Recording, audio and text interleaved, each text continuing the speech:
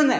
ఇది మనుషుల ప్రేమ ఇటువంటిది. ఈ లోకంలో ఉన్నవి మన దగ్గర బలంగా ఉంటేనే మనల్ని ఏం చేస్తారు? మనుషులు ప్రేమిస్తారు, విలువగా చూస్తారు.